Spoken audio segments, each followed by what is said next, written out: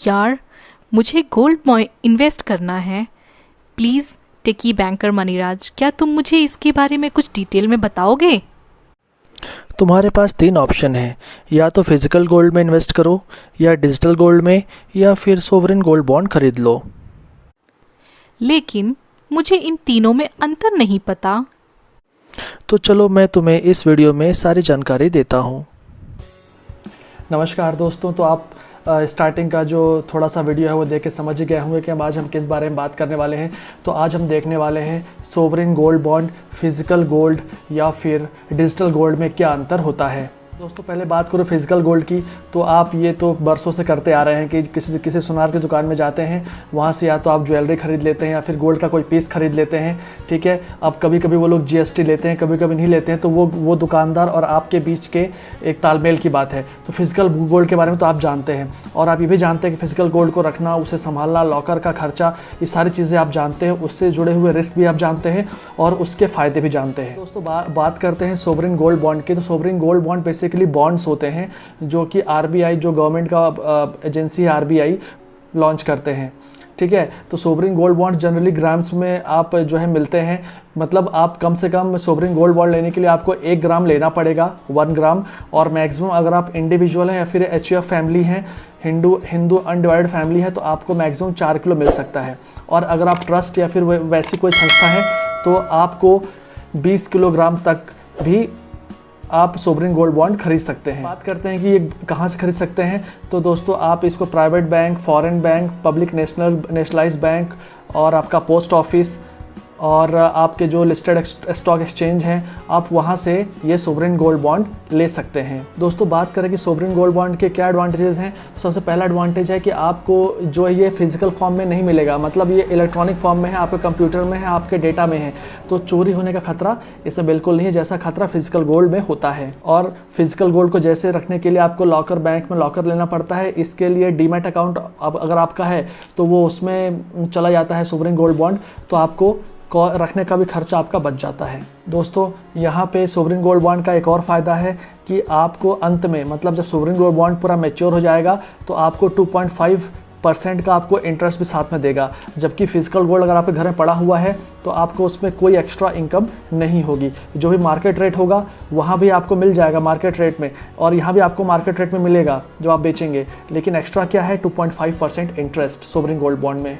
इसमें अगला फ़ायदा है कि जब ये मैच्योर होगा तो आपको जो भी कैपिटल गेन होगा, मतलब आपको जो भी फ़ायदा होगा इसमें सोवरेन गोल्ड बॉन्ड में, तो वो टैक्स फ्री होगा, उसमें आपको कोई एक्स्ट्रा टैक्स सरकार को नहीं देना है। तो खासकर वो लोग जो कि 8 से 10 साल के लिए कहीं गोल्ड में इन्वेस्ट करना चाहते हैं, उनके लिए सोवरेन गोल्ड बॉन्ड एक अट्रैक्टिव इन्वेस्टमेंट है। बात करूँ इसके रिस्क की कि सोवरेन गोल्ड बॉन्ड में क्या रिस्क होता है, तो दोस्तों वही रिस्क है कि अगर मान लीजिए गोल्ड का रेट 8 से 10 साल बाद नीचे गिर गया तो सोवरेन गोल्ड बॉन्ड का भी रेट नीचे गिर जाएगा। तो ये तो दिक्कत सब में है, चाहे फिजिकल गोल्ड लें या डिजिटल गोल्ड लें या सोवरेन गोल्ड बॉन्ड लें, तीनों में अगर रेट नीचे गिर गया है तो वो तो प्रॉब्लम सब में आएगी। दोस्तों अब बात करते हैं डिजिटल गोल्ड की। तो डिजिटल गोल्ड मतलब होता है कि आपने गोल्ड तो खरीदा लेकिन फिजिकली नहीं खरीदा, आपने ना तो कोई ज्वेलरी खरीदी ना ही कोई पीस खरीदा, आपके हाथ में कुछ नहीं आया, आपने ऑनलाइन खरीद लिया। जैसे आप आजकल आप ऑनलाइन जानते होंगे, आप ऑनलाइन गोल्ड खरीद सकते हैं और वो गोल्ड आपके अकाउंट में पड़ा रहेगा। ठीक है, आप जब चाहे उसको बेच सकते हैं, जब चाहे आप उसको रिडीम कर सकते हैं। दोस्तों इसके कुछ फ़ायदे हैं डिजिटल गोल्ड के कि आपको 24 कैरेट का पूरा प्योर गोल्ड मिल जाता है। आपको जो खर्चा होता है रखने का लॉकर में फिजिकल गोल्ड को, यहाँ पे आपको खर्चा नहीं लगता। ठीक है, और यहाँ पे अगर आप उस डिजिटल गोल्ड को फिजिकल गोल्ड में लेना चाहते हैं तो ये भी सुविधा जो है कंपनियाँ देती हैं, और चूँकि ये कंपनियाँ बहुत जानी मानी कंपनियाँ होती हैं तो एक दुकानदार आपको फिजिकल गोल्ड में कुछ मिलावट करके दे सकता है, लेकिन ये कंपनी आपके साथ धोखा नहीं करेंगी, 24 कैरेट का प्योर गोल्ड ही आपको देंगी। तो इसमें सबसे बड़ा फ़ायदा ये है कि आप डिजिटल गोल्ड में 1 रुपये से भी इन्वेस्ट कर सकते हैं। अगर आप किसी सुनार की दुकान में जाते हैं और आप बोलते हैं कि मुझे 1 रुपये का गोल्ड दे दो तो वो मना कर देगा, लेकिन डिजिटल गोल्ड अगर आप लेते हैं, ऑनलाइन गोल्ड खरीदते हैं, तो आपको 1 रुपये का भी गोल्ड आपको दे देगा। क्यों? क्योंकि उसको फिजिकल गोल्ड देना नहीं है, वो केवल डिजिटल ही रहेगा। डिजिटल गोल्ड का एक और फ़ायदा है कि आप इसके एवज में बैंकों से लोन ले सकते हैं, बैंक आपको इसके ऊपर लोन दे देंगे। तो अब इससे कुछ नुकसान भी है डिजिटल गोल्ड के, आप समझ लीजिए। डिजिटल गोल्ड में मैक्सिमम कंपनियां जो होती है वो 2 लाख तक का ही आपसे इन्वेस्टमेंट करने को बोलती है, मतलब 2 लाख तक आप इन्वेस्ट कर सकते हैं डिजिटल गोल्ड में। दूसरा ये है कि कभी कभी कंपनियां इसे मेकिंग चार्ज और स्टोरेज चूँकि वो अपने पास रख रही हैं तो उसमें भी चार्ज लेना चालू कर देती हैं। तीसरा, वो एक टाइम तक आपको फ्री में बोलेंगे कि ठीक है आप जो है रखिए हमारे पास, लेकिन एक टाइम के बाद वो आपको फिजिकल गोल्ड देने का सोचती हैं। और एक और इसमें दिक्कत है कि इसमें जीएसटी जो है स्टार्टिंग में लगती है, वो तो सब में लगती है, ठीक है।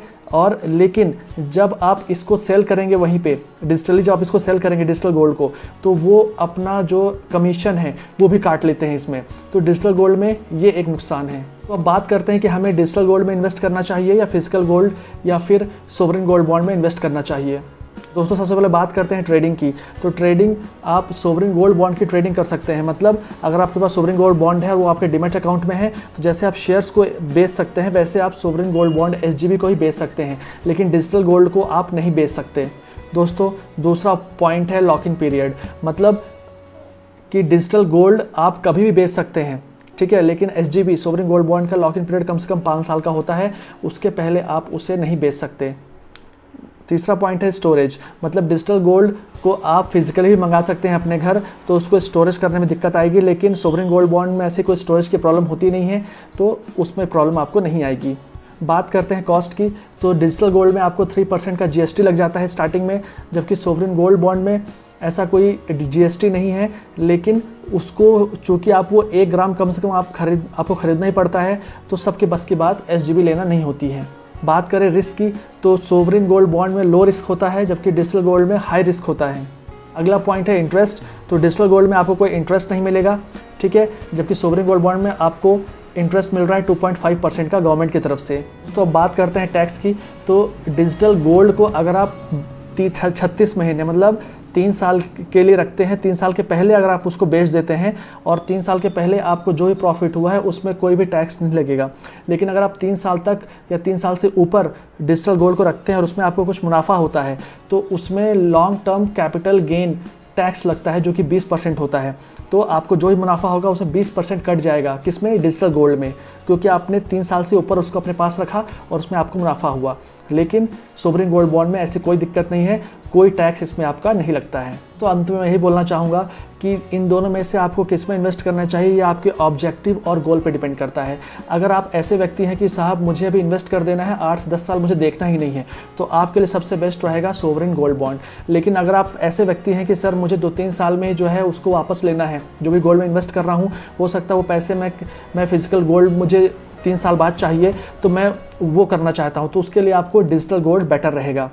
तो आई होप ये चीज़ें आपको समझ में आई होंगी। अगर ये वीडियो आपको अच्छा लगा है तो लाइक करें, शेयर करें, मेरे चैनल को सब्सक्राइब करें और बेल आइकन ज़रूर दबा दें। फिर आपसे मैं मिलूँगा ऐसी वीडियो के साथ, तब तक के लिए जय हिंद, जय भारत।